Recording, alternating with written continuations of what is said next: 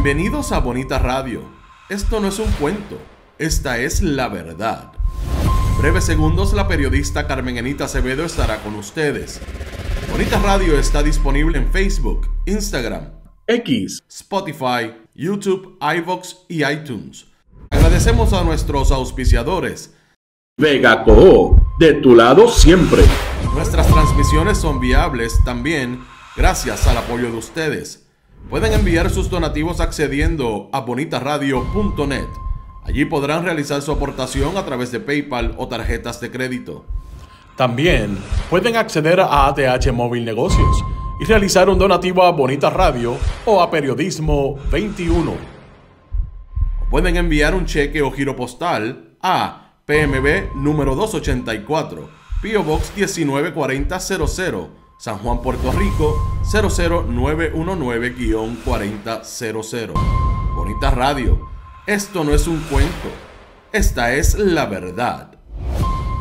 Con ustedes, la periodista Carmen Enita Acevedo, en directo desde el estudio Roberto el Indio Acevedo.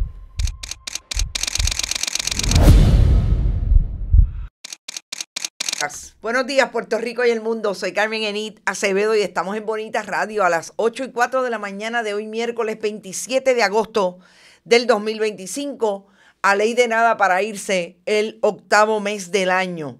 Y nosotros esta mañana vamos a hablar de cómo termina la vida de una persona que estuvo 30 años en el servicio público, entre ellos, por lo menos, 25 años en el Departamento de Justicia. Vamos a hablar de Wanda Vázquez Garcet y a lo que se expone si hoy la jueza Silvia Carreño Coll estaría aceptando ese acuerdo que ha sido criticado incluso por ella en algunas intervenciones. Vamos a hablar de Luma Energy y el gobierno de Puerto Rico, atravesado con el tema de la Junta de Control Fiscal y lo que han hecho los bonistas que ya habían llegado a un acuerdo de transigir la deuda que tenía el gobierno de Puerto Rico con ellos por ser bonistas buitres de la Autoridad de Energía Eléctrica. Se desistieron de ese acuerdo y ahora están en un 90% los bonistas diciendo que quieren que le paguen toda la deuda. Súper importante. Y la demanda que tiene Luma Energy contra el gobierno de Puerto Rico y las APP por el intento del gobierno de cancelarle el contrato, radicada ¿dónde? En el caso de quiebra. Súper importante. Y voy a hacer una nota interesante de lo que yo creo que es bien positivo, de que la voz de Puerto Rico esté en el mundo, sobre todo hablando sobre cambio climático, en este caso en México, lo que hizo Casa Pueblo en una presentación, reunión que hubo de América Latina y el Caribe en México. Y finalmente, lo que todavía no se contesta del caso de el contrato de la inspección de furgones, seguimos investigando y queremos dar sobre todo, y aquel que tenga manera de comunicarse directamente con él, ya encontramos dónde trabaja y vamos a buscarlo más tarde. Joel Pisabatis, el que fue director de la Autoridad de Puertos en el momento en que se enmendó supuestamente o se interpretó que el contrato no podía vencer en el 2021, el de S2 Services Puerto Rico para inspeccionar los furgones, y se le pagaron $52 millones en total en un contrato que no está radicada una enmienda en la oficina de la Contralor. Y último tema, quizás el primero que vamos a tocar, la trágica quiebra del Hospital del Maestro y lo que supone para la Asociación de Maestros y sobre todo el momento en que están, que no parecería claro qué quieren hacer con la pérdida de ese hospital. Vamos a ustedes, gracias por estar y recuerden que siempre pueden donar a través de el chat en que estamos cuando estamos en vivo. Gracias por eso a los que lo han hecho. Y aquí tengo a Berenice, que lo hizo inmediatamente. Agradecida por tu aportación. Y a todos aquellos que lo hicieron ayer, que no tengo manera de saberlo porque seguimos en el programa y no les agradecí. Gracias por eso, y a los que nos enviaron en ATH Móvil, que hay gente nueva que está enviando también sus donativos y felicitándonos por el programa. Yo los felicito a ustedes por asumir la responsabilidad que tienen como audiencia de informarse correctamente y sientan la total responsabilidad y sobre todo confianza de decirnos cuando entienden que hay un error que hemos cometido. Vamos a hablar de un tema que no lo traje en el resumen, pero es importante y tiene que ver con la sanción que le ha dado una jueza del Tribunal de San Juan a 2 abogadas por la utilización, según ella, irresponsable y negligente de inteligencia artificial en el contexto de un pleito en ese tribunal. Gracias a Florence, que llegó por ahí primero. Ya dije que Berenice participó apoyando nuestro proyecto.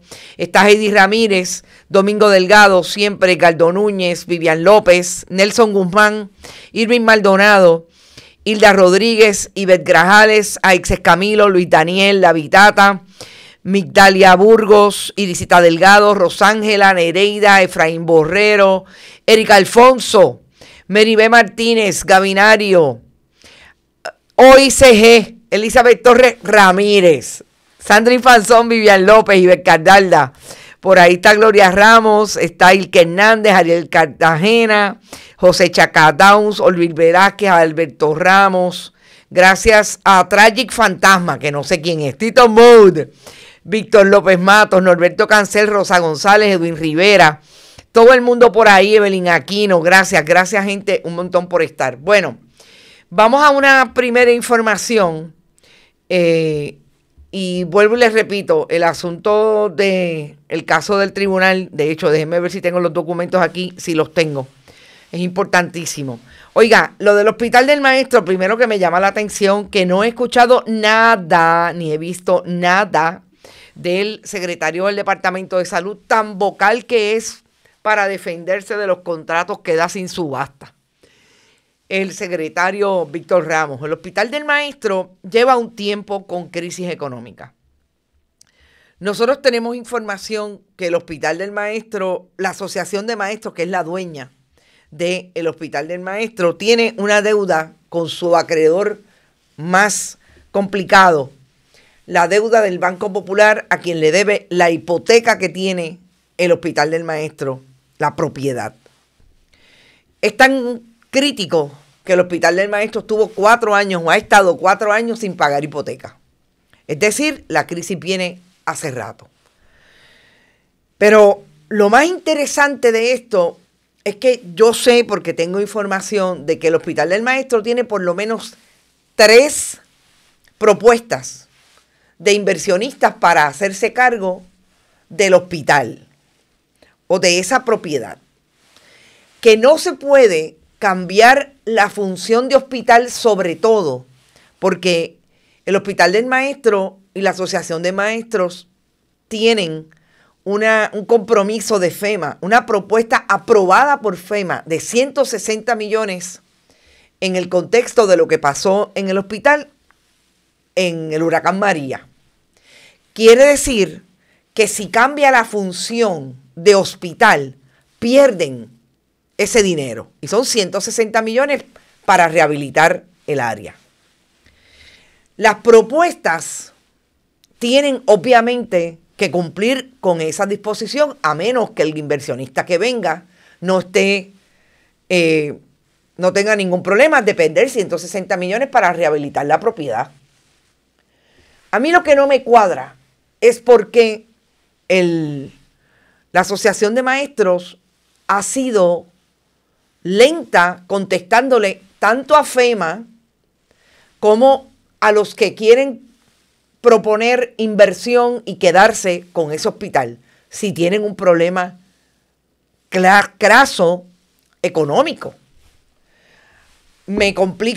Se complica más el asunto y obviamente me crea más incertidumbre y preguntas. Lo que tiene que ver con la radicación de un capítulo 11, que es reorganización, porque se acogieron a la ley de quiebra. Así que no entendería cómo, si no tienen capital y solamente funcionan 18 camas, todo lo demás está clausurado en el hospital, ¿con qué van a tener posibilidad de reorganizarse, pagarle a los acreedores, que vuelvo y repito, el más crítico es el Banco Popular porque le deben 4 años de hipoteca. No entiendo, no contestan llamadas. He llamado al mundo entero en la Asociación de Maestros. No contestan llamadas, pero me dicen, no te sientas mal, no es a ti. Es que tampoco le contestan a las personas que están tratando de presentarles las propuestas, que de hecho creo que ya se las han presentado, pero tienen en algunos casos gente que no le han contestado nada y tienen interés en hacer una inversión. Importante, yo voy a insistir en tratar de conseguir la información, pero es importante, estamos hablando de un hospital en el medio de Atorrey, entre medio de 2 ejidas, una de ellas, la ejida del maestro. Todas las organizaciones en Puerto Rico, sin fines de lucro o no, están en un momento crítico por muchas razones, pero dejar pasar un hospital como ese, primero, un activo de una asociación de maestros que fue pujante en un momento dado en Puerto Rico, no solamente desde las luchas sindicales de los maestros, sino económicamente. Y dejar pasar o perder la oportunidad de que se reorganice de alguna manera y quede al servicio de las comunidades de Atorrey, me parece que es importante destacar que alguien tendría que asumir entonces responsabilidad. De hecho, todo lo que yo escucho, leo, de lo que yo sé hace 3 semanas que está pasando, que no hay contestación, que los inversionistas están esperando que haya algún acercamiento, es igual de poco informativo en las notas que leo, sobre todo de los colegas que están publicando en el periódico El Nuevo Día. Así es que no sé cuál es el misterio, pero es importante que le den cara al país, sobre todo a su clase magisterial, de lo que va a pasar con el Hospital del Maestro. Una buena nota que me parece importante destacar es lo que pasó ayer, o realmente ayer fue martes, sí, pasó el lunes, en medio de una reunión sobre cambio climático, reunión ministerial de América Latina y el Caribe para la implementación de una acción climática regional. Esto fue en la Ciudad de México.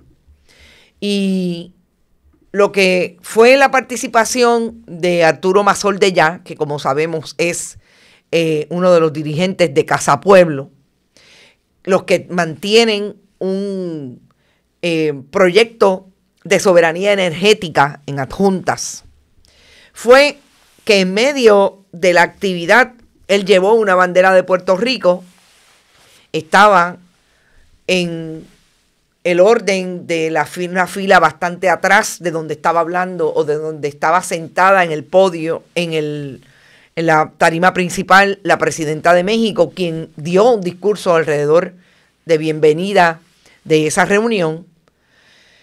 Pues cuando sacó la bandera, la presidenta Claudia Sheinbaum le hizo señas de que llegara al podio, a la tarima principal, y él, confundido, que no sabía si era él, finalmente se dio cuenta que sí que era él, así es que lo hizo y llegó a entregarle lo que me parece súper importante, más allá de la bandera de Puerto Rico, que pretendía cogerla la presidenta Sheinbaum, fue la bandera de la soberanía energética. Y yo creo que es importante destacar que en Puerto Rico hay gente que está haciendo un trabajo alrededor de las luchas comunitarias para que el mundo entienda, en este caso México, la región latinoamericana y del Caribe. Allí habían representantes de todo Latinoamérica y el Caribe, que nosotros también tenemos una intención de tener un proyecto decolonial, como lo llama el activista Arturo Mazoldellá, de proponer que tengamos municipios, en el caso de Adjuntas, países, en el caso de Puerto Rico, comunidades en el mundo entero que tengan sustentabilidad energética. Lo ha logrado Adjuntas, lo han querido lograr otras comunidades. Hay esfuerzos en muchas comunidades, sobre todo en el interior de la isla, como hemos discutido aquí con el ingeniero Agustín Irizarry, lo han hecho en el área de Lajas, lo han hecho en el área de Maricao, etcétera. Y Puerto Rico también es parte de ese movimiento. Y hablando de lo que vamos a hablar ahora, que es precisamente lo que está pasando en el mundo de la privatización energética de Puerto Rico, gracias al Partido Nuevo Progresista y algunos elementos del Partido Popular que se unieron a ellos cuando aprobaron la privatización de Genera a través del proyecto de producción de energía, aun cuando no lo hicieron con Luma, pero han estado contestes sin ningún problema en seguirle los pasos como Alianza Violeta al Partido Nuevo Progresista. Vamos ahora solamente a un comentario bien breve. Asunto del contrato de los furgones, de la inspección de los furgones. Y lo que se descubre, que todavía no he podido conseguir a la Contralora, con relación a ese contrato, nosotros no lo vamos a dejar caer. Lo que nos queda de tiempo antes de irnos de vacaciones, vamos a insistir en buscar información, sobre todo en tratar de conseguir a Joel Pisabatis, que fue el director de la Autoridad de Puertos, que se supone que haya firmado una enmienda a ese contrato y que no está registrada en la oficina del Contralor. Así que es importante que sepamos que para nosotros ese tema es importante porque se fueron por el chorro 52 millones de dólares y al día de hoy nadie, ni la gobernadora de Puerto Rico, ha dicho nada sobre ese asunto, a pesar de que es una historia que ella trató de matar del colega Luis Valentín del Centro de Periodismo Investigativo. Ponlo en la nevera. No nos olvidemos de esa investigación porque es importante. Vamos al asunto de lo que está planteado desde ayer en una demanda contra el gobierno de Puerto Rico y la alianza público-privada que dirige el zar de energía, Josué Colón. Y es que alega Luma Energy que tiene que intervenir el tribunal, en este caso la jueza Laura Taylor Swain, porque lo que está ocurriendo en el pleito, realmente en el intento del gobierno de Puerto Rico de cancelarle el contrato, es contrario a lo que se supone pase en ese acuerdo e incide en lo que se hace o se da en este momento en ese tribunal, que tiene que ver con la reestructuración de la deuda de la Autoridad de Energía Eléctrica. Dice Luma que el contrato es parte esencial para mantener los activos de la autoridad, cuya operación es necesaria para pagarle a los acreedores. Y por eso le pide la intervención a la jueza, una sentencia declaratoria, que reafirme que el contrato es válido. Yo creo que Luma lo que está haciendo es adelantándose a lo que entiende son las amenazas del gobierno de Puerto Rico de que va a cancelar el contrato. Y lo más interesante que tiene todo esto es que le va a dar posibilidad tanto a Josué Colón como a la gobernadora de Puerto Rico de seguir retrasando lo que ellos prometieron en campaña, sobre todo la gobernadora, de que va a cancelar el contrato de Luma antes de diciembre. Ese término de antes de diciembre lo planteó Josué Colón. Pero ya a este momento la gobernadora dijo hace una semana que le podría tomar año y medio. Vemos cómo se va retrasando. Me parece que esto era lo que todo el mundo había planteado, de que el proceso se iniciaba, pero no necesariamente se iba a dar. Porque lo que no esperábamos que era que Luma fuera al tribunal, en efecto, lo hizo. Específicamente, el Luma le está diciendo a la jueza que el estado de las condiciones de la Autoridad de Energía y sobre todo de la red de transmisión y distribución es increíblemente, miren lo que plantea, es el resultado de la politiquería en la Autoridad de Energía Eléctrica, que tiene que venir al tribunal porque ha habido un intercambio de cartas entre Josué Colón, y lo sabemos, lo hemos discutido aquí muchas veces, y la gente de Luma, de que hay incumplimientos, lo que obviamente quiere decir que quieren activar la cláusula para cancelar el contrato. Y ellos objetan todo eso. Lamentablemente para los ciudadanos, oigan esto, Luma haciéndose la víctima. La Luma no ha recibido la cooperación significativa de parte de los custodios de la vieja guardia. Es decir, que Luma dice que los culpables son aquellos politiqueros que destruyeron la Autoridad de Energía Eléctrica, la privatizaron, y en ese intento de privatización tampoco los han apoyado. La vieja guardia, vamos por partes, Luma. La vieja guardia de la Autoridad de Energía Eléctrica está representada por un montón de PNP que ustedes tienen trabajando en Luma. Empezando por ahí. Que la vieja guardia de trabajadores y trabajadoras, aquellos que conocen el sistema, en efecto no están allí, solamente unos pocos, porque el gobierno de Puerto Rico fue capaz de darle la posibilidad de irse para otras agencias a hacer lo que ellos no hacían en la Autoridad de Energía Eléctrica. Y muchos de ellos, por razones de principios, entre otras, decidieron que no iban a aceptar trabajar con el privatizador. Así que la vieja guardia, los que conocen la Autoridad de Energía Eléctrica, no están trabajando allí. Los politiqueros sí están trabajando con ustedes. Esos están ahí, entre ellos la hija de Mitalia Padilla, de un montón de políticos que trabajan en Luma, el hermano de García Bardales o el esposo, etcétera, etcétera.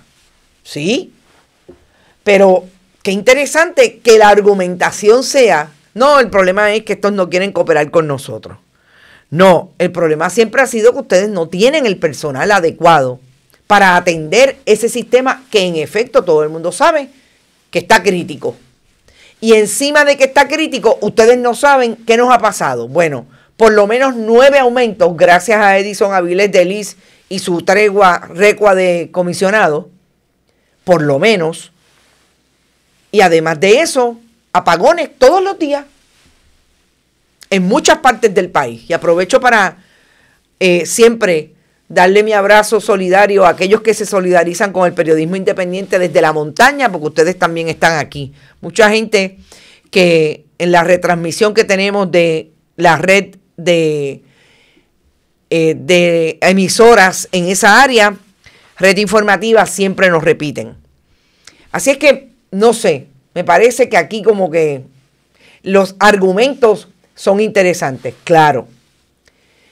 Independientemente de los argumentos que podamos debatir en términos de los hechos propios, lo más importante también es cómo va a reaccionar a esto la jueza Laura Taylor Swain. Porque, por ejemplo, ayer también hubo una moción radicada en el pleito de esa reestructuración de deuda que precisamente le plantea a la jueza que ellos habían estado de acuerdo con la Junta en unos números, pero ahora se están uniendo a otro grupo que es mayoritario y ahora suman 90%, los que habían rechazado precisamente el acuerdo de que fueran 2.000 millones versus 12.000 millones, pues ahora los que lo habían aceptado están con ese grupo. Y eso aumenta a un 90% aquellos que quieren que se le pague la deuda completa. Por un lado, vemos cómo Luma está empujando que lo dejen como privatizadora, que obviamente descarten la posibilidad de que pueda ser cancelado ese contrato, yendo al mismo caso de quiebra.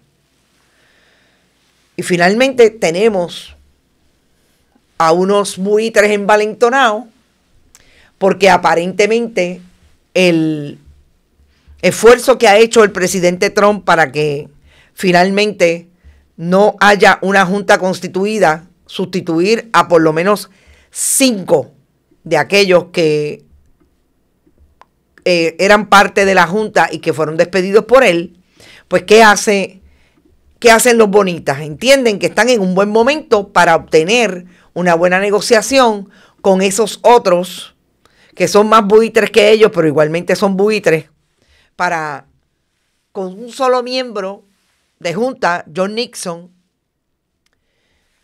se establezca la posibilidad de que en efecto puedan obtener la totalidad de ese pago, que nos llevaría hasta 12,000 millones de dólares. A mí me llama la atención que todavía a estas alturas el presidente Trump solamente haya dejado a John Nixon y no haya nadie más nombrado. Interesante el asunto de que haya sido una persona, un banquero reconocido, presidente del Centro Unido de Detallistas como Barkin, la persona que aparentemente desbancaría a una Zoraida Buxó, por ejemplo, que estaba siendo mencionada como parte del grupo que podría traerse nuevo. Recordemos que tiene que haber un puertorriqueño residente en Puerto Rico para esa Junta de Control Fiscal. Pero en el camino a eso, al día de hoy no hay nadie, y ya los viejos buitres que habían llegado a un acuerdo con la Junta dijeron, ¿sabes qué? Déjalo sin efecto. Yo me voy a unir a los demás. ¿Qué representa esto para la Junta, para la nueva Junta?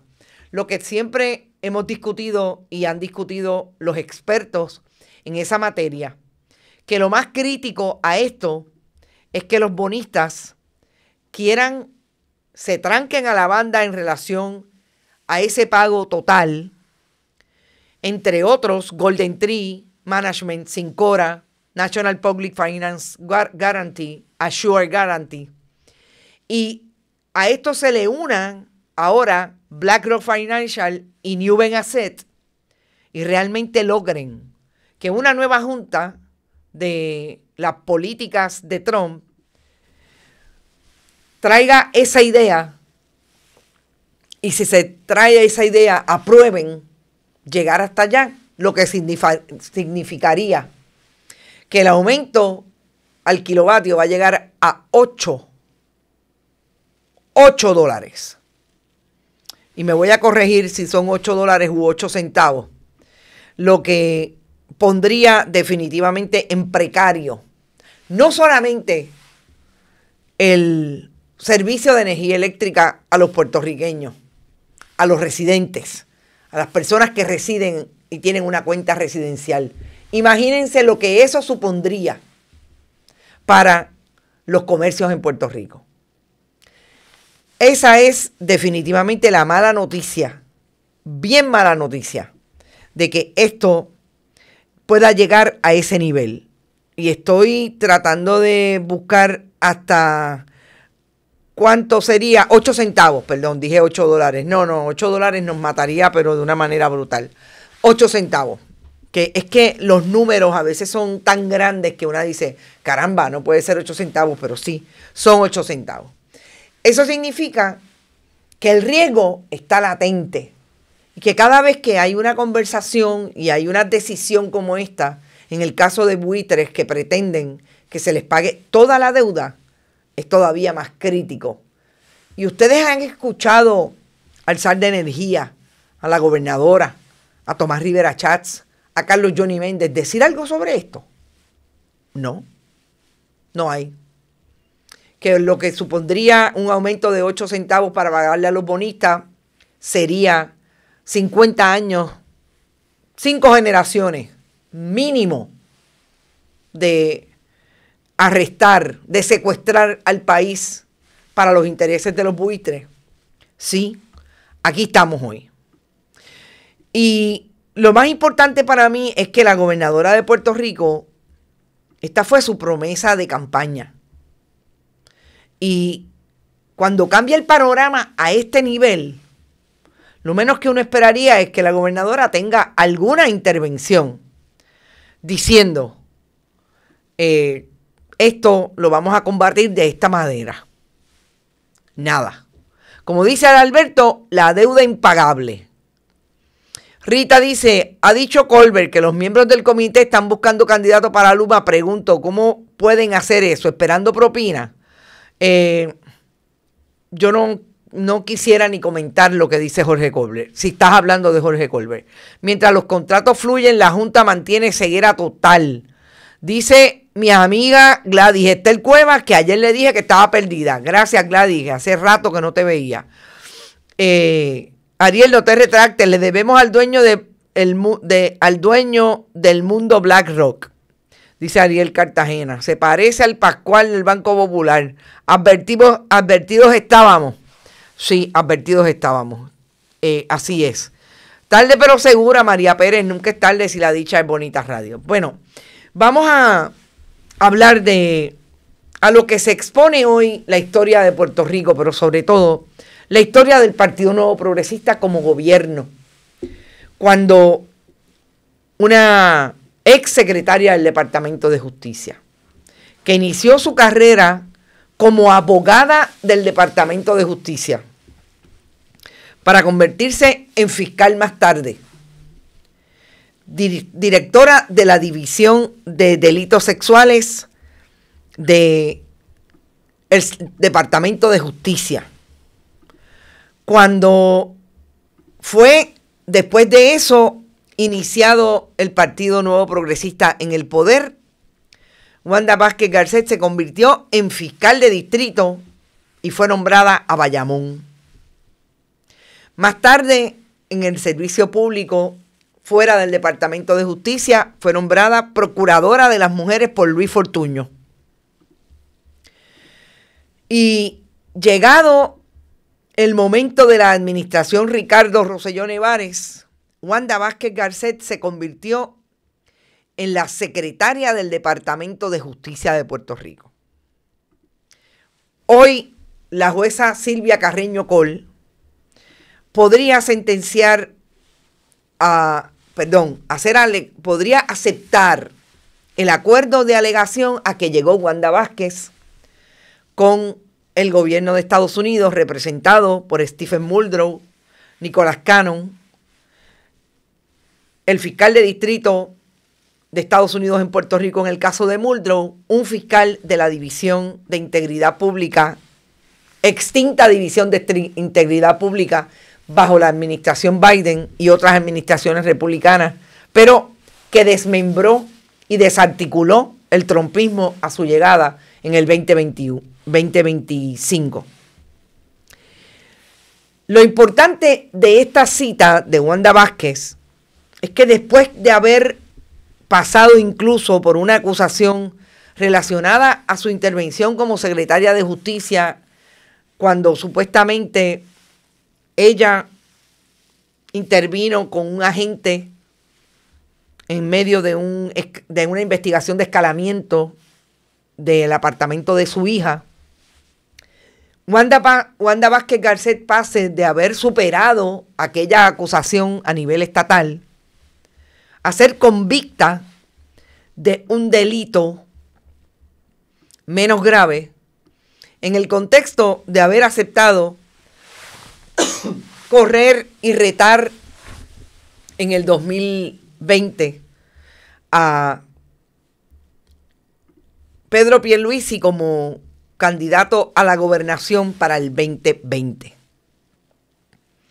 Yo creo que lo más importante que le ha pasado a Wanda Vázquez Garcet en todo este esfuerzo es precisamente de su carrera en el Departamento de Justicia, encontrarse que se puede colocar del lado de aquellos que desde la administración de Pedro Rosselló González están siendo identificados como corruptos y se convirtieron en convictos por corrupción.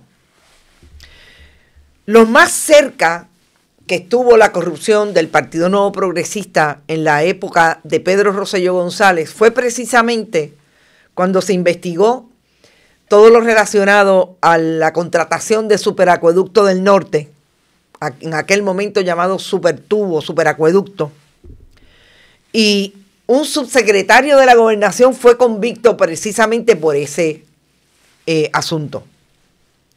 Pero un gobernador en la historia de Puerto Rico nunca ha sido convicto por corrupción. Es decir, si esa alegación de culpa es aceptada por la jueza Silvia Carreño, Wanda Vázquez se convertiría en una gobernadora por el orden sucesoral, porque sabemos que advino al poder cuando Ricardo Rosselló Nevares renunció, el pueblo se lo pidió, y el Partido Nuevo Progresista parece que estaba bien complacido, Tomás Rivera Chats y Carlos Johnny Méndez, de residenciarlo si no renunciaba. Y Wanda Vázquez se convertiría en una convicta, como ha sido convicta por corrupción y está cumpliendo cárcel, la ex senadora y ex secretaria del Partido Nuevo Progresista, María Milagros Charbonnier. ¿Por qué yo digo si la jueza acepta la alegación de culpa?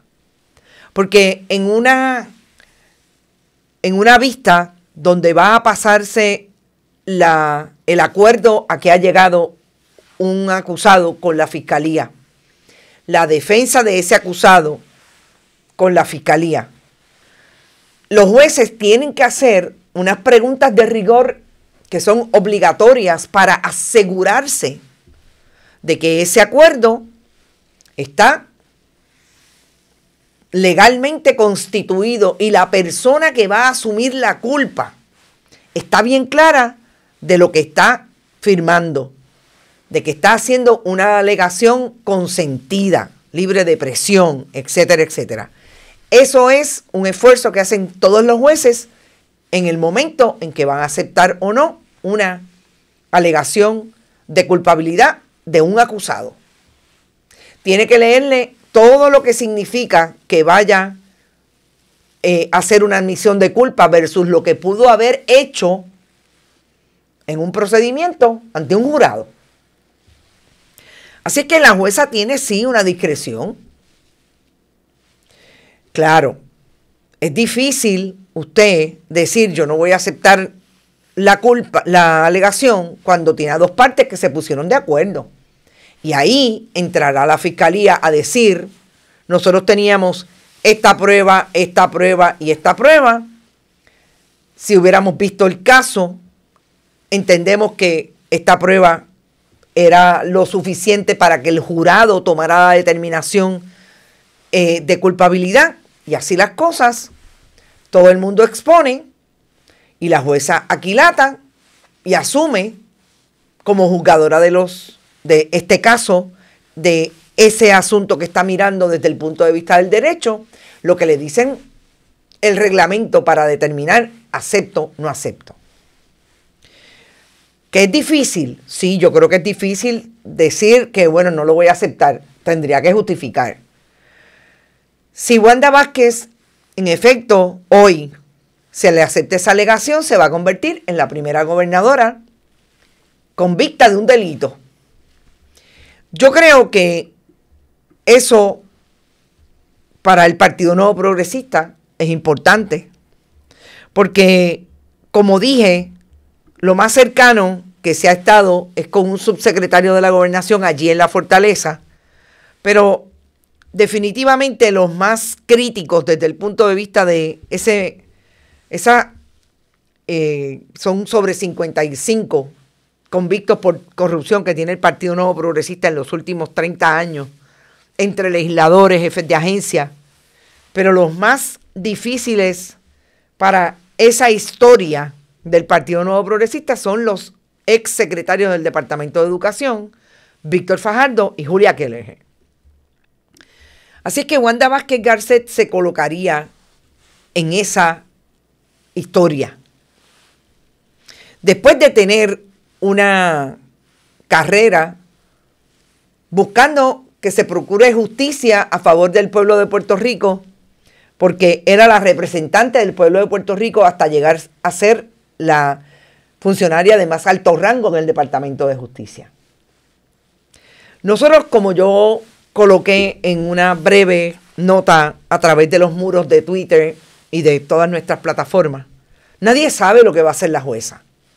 Y aquí, obviamente, hay atravesado una historia reciente en lo que hizo la defensa de Wanda Vázquez Garcet cuando baja con una moción que le establece a la jueza lo que ellos entienden fue el colapso de una acusación para que el Departamento de Justicia llegara a un acuerdo con los acusados. En este caso, con Wanda Vázquez Garcet, porque según la narración de aquella moción, no habría habido prueba para establecer lo más importante de esa acusación, que era el soborno que supuestamente había recibido Wanda Vázquez Garcet cuando Julio Herrera Bellutini le pide vota a George Joyner.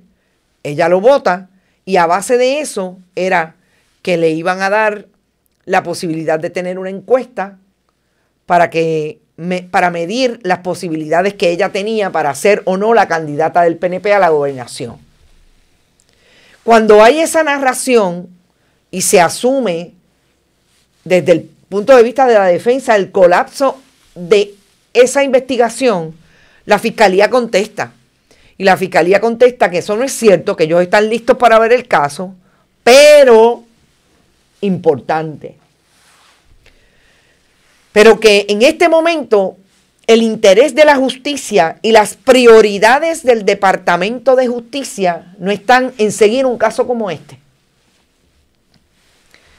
Y eso es importante a mi modo de ver, porque cuando hoy la jueza se enfrente a lo que va a decir cada parte, y ella aceptar o no aceptar las alegaciones de culpa de los tres, porque no olvidemos que Julio Herrera Bellutini y Mark Rossini también son parte de este acuerdo de alegación, va a haber en su expresión o no expresión una contestación a eso precisamente.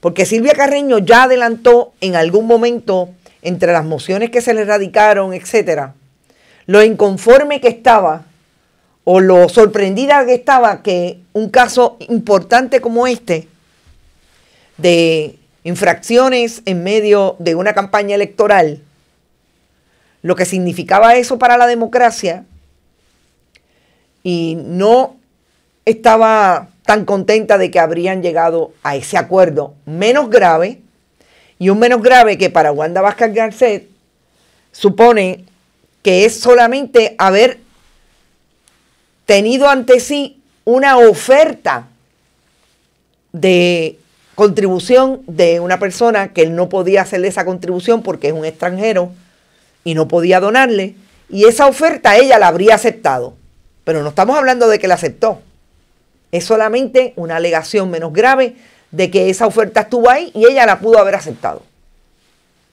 Así que yo creo que ahí va a haber una contestación de cómo el judicial está entendiendo que el Ejecutivo, en este caso las políticas de Donald Trump, un departamento de justicia dirigida por una amiga y una ex empleada de uno de los abogados de Donald Trump, que también es abogado en este caso de Julio Herrera Bellutini, Christopher Kise.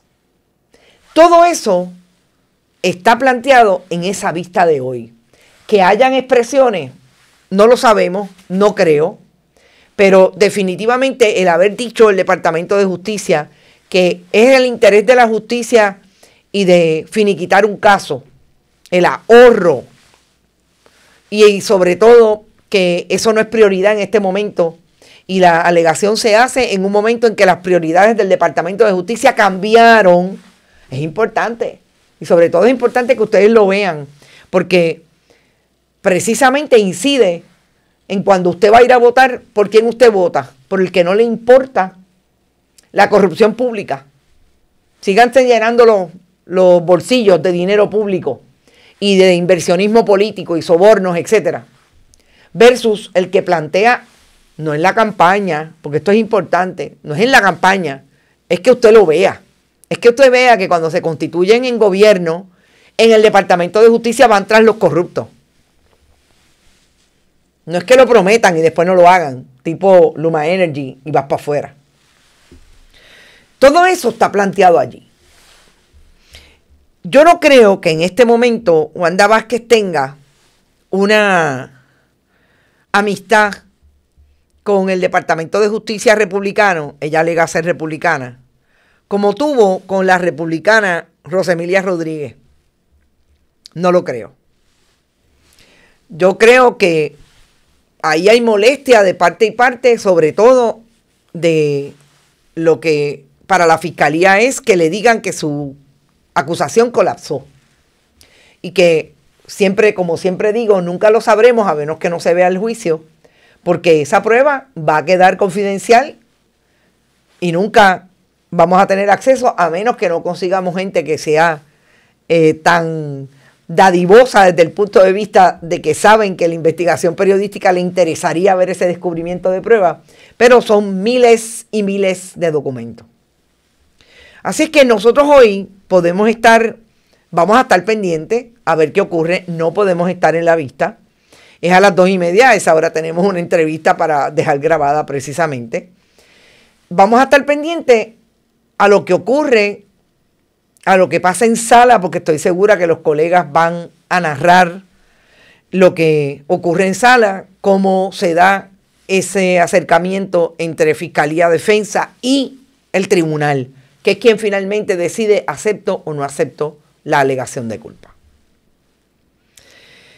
Y parecería que, como me gusta hacer análisis cruzado, pueda hacer análisis cruzado de lo que estamos aquí hablando con relación a cómo termina la carrera de una persona que no solamente estudió Derecho, fue a trabajar al Departamento de la Vivienda, porque ese fue el primer trabajo público de Wanda Vázquez en la Administración de Vivienda Pública. Tengo amigos que incluso la recuerdan habiendo sido funcionarios de ese departamento en aquel momento, y después fue que hizo una carrera en el Departamento de Justicia. Porque del caso que vamos a hablar ahora es un caso que precisamente una se cuestiona cómo la gente quiere vivir sus vidas profesionales. En el momento en que asumen como abogados o abogadas ciertas intervenciones en casos, y cuando son descubiertas, como vamos a hablar de estas dos abogadas que fueron descubiertas utilizando inteligencia artificial, nada malo con que se utilice, pero son descubiertas citando a través de esa búsqueda que hicieron por inteligencia artificial mal casos que iban a llenar mociones que radicaron precisamente en un pleito pendiente sobre despido injustificado en el empleo de un hombre contra el Colegio de Profesionales de Enfermería. Me tengo que cuestionar, como me cuestiono en el caso de Wanda Vázquez, tanto nadar para morir en la orilla, tanto exponerse.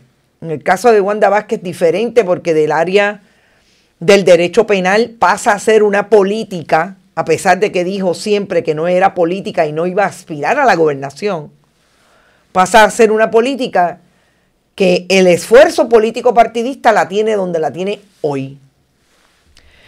En el caso de estas dos abogadas, estamos hablando de haber colocado en una moción argumentando este pleito Fernando Betancur Gómez versus Colegio de Profesionales de la Enfermería,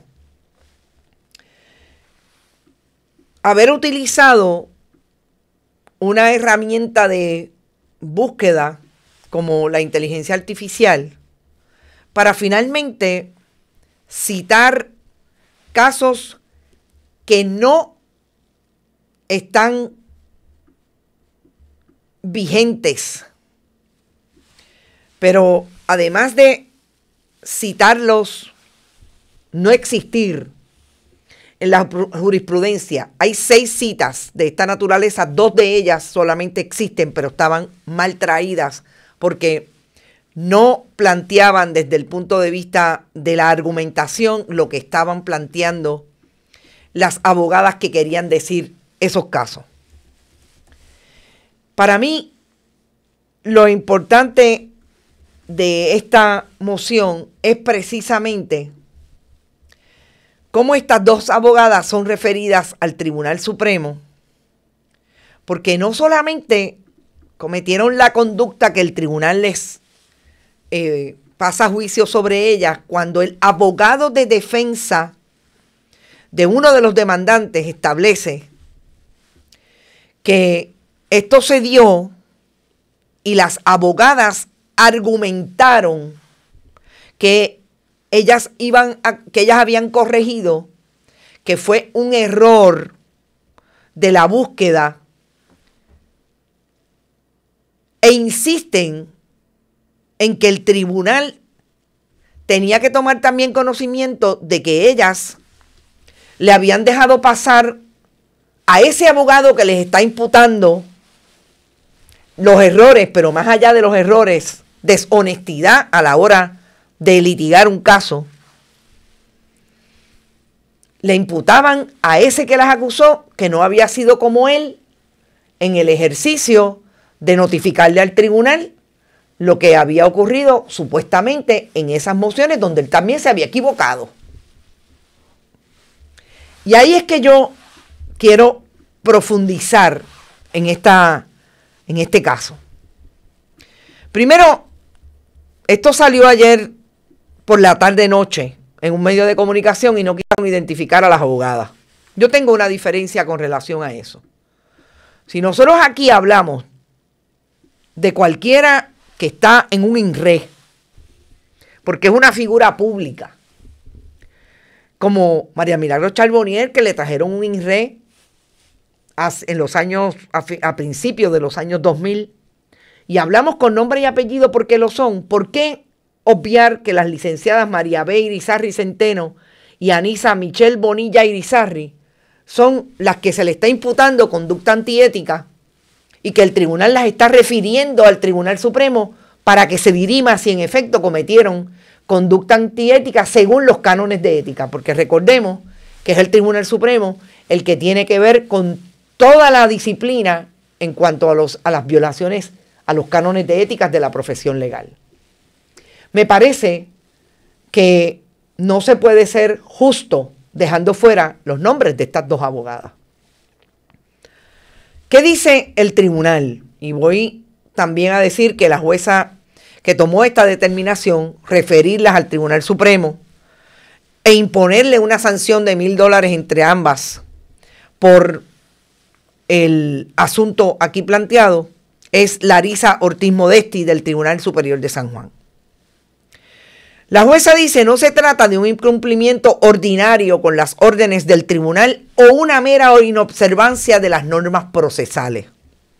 Se trata de utilizar herramientas tecnológicas sin la debida diligencia y supervisión y hacer representaciones falsas al tribunal a base de referencias inexistentes en las que se le atribuyen al Tribunal Supremo citas y determinaciones que nunca se han emitido con la intención de adelantar su posición en el caso. Estimamos que corresponde a nuestro más alto foro, como parte de su facultad inherente para reglamentar la profesión legal, evaluar esta conducta y determinar si han violentado las normas éticas aplicables y expresarse, si así lo estima necesario, sobre los lineamientos éticos que deben regir el uso de la tecnología e inteligencia artificial en la profesión legal. Esto es una controversia que empieza en el mes de agosto, porque las abogadas radicaron una moción aclaratoria, que es la que les digo que le imputan al otro no haber sido tan fuertes. Ellas no haber sido tan fuertes con él porque él también cometió un error. Y citan en esa aclaración erróneamente atribuidas debido a un error involuntario durante la búsqueda y selección de jurisprudencia y que no habían actuado de mala fe, sino que fue un error. Responde a las limitaciones derivadas de la conducta de fuentes generales, es decir, injustas y ofensivas las imputaciones que le hizo el otro representante legal sobre la fabricación de jurisprudencia. Ahí es donde yo creo que se colgaron las abogadas. Porque, en efecto, la búsqueda de inteligencia artificial, que puede ser legítima, si usted lo hace con diligencia y con todas las debidas precauciones, no tiene ningún problema. Porque lo que viene de allá para acá, usted siempre tiene que verificarlo. Y la jueza incluso tiene que citar que no solamente es lo que ellos alegan es un error involuntario, es que repitieron incluso el nombre de una parte en un caso que es ya jurisprudencia establecida, que es famoso en el orden civil, y la repitieron en 2 ocasiones y en 3 ocasiones con el nombre mal señalado de esa parte.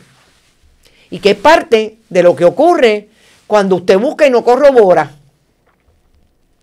La jueza va más lejos, les dice, ni siquiera se conoce en el caso tan importante. Y estamos hablando de la profesión legal, estamos hablando de la debida representación que usted paga para que un abogado le dé. Y cuando usted entonces lo que quiere es decir, no, la culpa no es mía, es de la inteligencia artificial.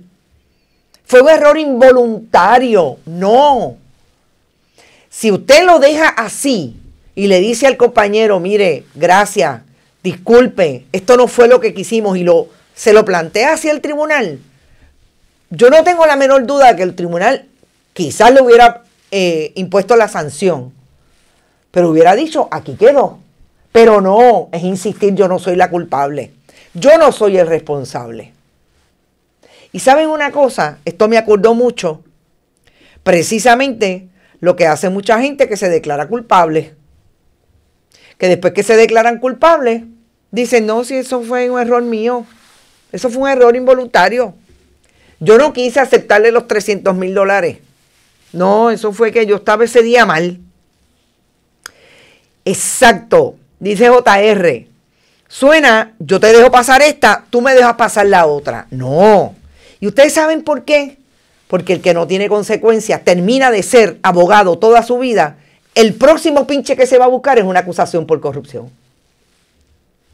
El que no tiene consecuencias, a saber cuántas veces, y sabemos que no tuvo consecuencias María Milagros Charbonnier cuando fue al Tribunal Supremo por un asunto ético, porque los días de ella tenían 72 horas, tenía 3 contratos, entre ellos con el municipio de Canóvana y el Departamento de Educación, y el Supremo solamente le hizo así. Y tiene un caso de corrupción que está cumpliendo mínimamente 6 años de cárcel. De eso es lo que estamos hablando. Fíjense cómo empezamos hablando de corrupción y terminamos hablando precisamente de las violaciones éticas que si no las corriges a tiempo y si no hay un tribunal que te diga, no, usted tiene que tener sanciones por esa conducta, es posible que la próxima sea peor. Importante en el ejercicio de nuestro trabajo de seguir haciendo periodismo independiente. Gracias por estar. Recuerden, pueden donar a través de PayPal, tarjetas de crédito en bonitasradio.net, fundacionperiodismo21.com, siempre en Bonitas Radio, ATH Móvil y Periodismo 21. Y además de eso, durante el programa, a través de este chat, siempre también pueden donar y también pueden hacerlo en el momento en que el programa esté en Premiere o en la biblioteca de YouTube. Usted no lo ha visto, como dice María, que a veces llega tarde, María Zambrana y compañía, Nereida. Usted le da ahí al corazón o al signo de dólar y puede donar para que este proyecto siga activo. Gracias por eso. Nos vemos esta tarde a las 5 en otro Que Palo es Noticia. Hasta ahorita, que pasen un buen día y no se olviden de Rodrigo Otero Goico, que viene por ahí como un bólido a las 12 del mediodía con su almuerzo deportivo. Hasta ahorita. Este programa fue traído a ustedes por Vegaco, de tu lado siempre. No olvide que puedes realizar sus donaciones a través de ATH Móvil Negocios, a Bonitas Radio o a Periodismo 21. puede acceder a nuestra página de internet bonitaradio.net y donar a través de PayPal o tarjetas de crédito. También puede enviar cheques o giros postales a nombre de la Fundación Periodismo Siglo XXI, PMB 284, P.O. Box 194000, San Juan, Puerto Rico 00919-4000. Bonita Radio, esto no es un cuento, esta es la verdad.